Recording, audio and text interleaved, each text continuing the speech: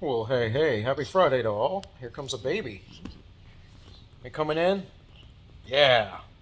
Hey, real quick, I wanted to talk about the HR, that is House Resolution 8873. If you haven't heard of it, go look it up. It is a bill that is going to allow presidential candidates to ask for votes to come in up to 5 days after the official election. That means after votes are already tallied, after they are already counted, the candidate is going to be able to request for a new. Yeah, they're going to be able to request for not a new vote, but more votes. More votes. Quite interesting. And a lot of Republicans are supporting this bill. From what I understand, the Senate has both of my West Virginia senators supporting a similar bill that is the Senate bill. I believe it's 4573. So Senate Bill 4573 and House Resolution 8873. Look into them, folks.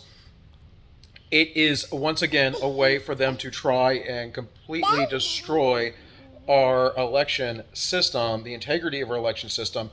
We are the only nation in the world that I'm aware of that has no need to identify the individual who is voting.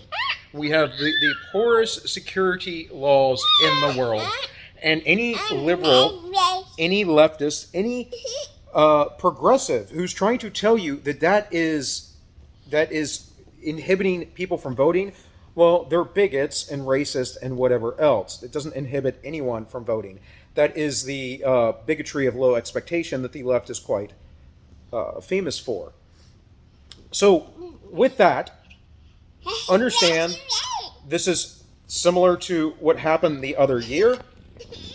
They want to basically control the elections from the federal government, which is unconstitutional, by the way. It is a states' rights issue. Voting rights are states' rights. They're not federal rights.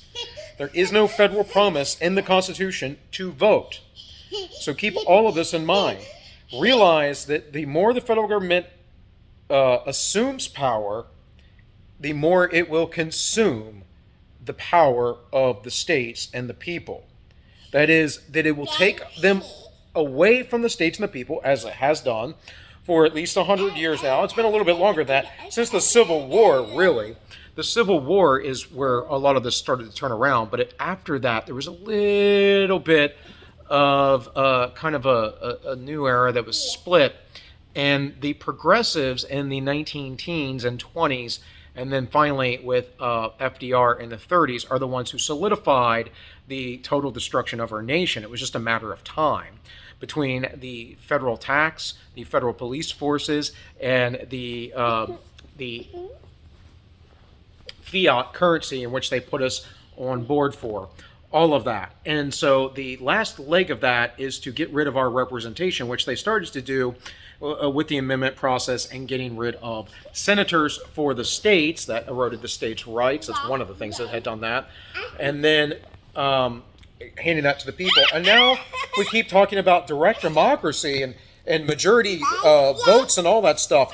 You know, Hillary Clinton, she got the majority of the vote. She got the popular vote. So it doesn't matter at the Electoral College. That voting system worked. Well, no, that it does matter. And in fact, they've eroded the Electoral College on the state level as well. I believe Robert Barnes talked about that on Viva Fry this past weekend, if I'm not mistaken. But it's true. There used to be Electoral College votes in certain states. So keep all that in mind as we continue to erode away at a system that is for and by the people, which it really hasn't been for a long time. It's for and by the government. It's clearly stated when they talk about it, and they keep talking about our democracy, our democracy, our democracy. People who talk about that are talking about their oligarchy. The United States is not a democracy. It is ruled by law. It is ruled by a constitution. It is a representative government that has democratic elements. It is not a democracy, though. But, soon enough, Joe Biden or Hillary Clinton or Michelle Obama or Pete Buttigieg, maybe even, whoever they're going to run, well, if they don't get enough votes, they're going to be able to complain if either one of these bills goes through, and they're going to be able to say, well, let's Not everyone vote. Let's extend the vote for 5 days until they get the results desired. Hey, that's everything I had for you today, guys. Hopefully you could hear over the baby. This has been All Minus One. My name is Bill, and I wish you all well. Have a great weekend, guys.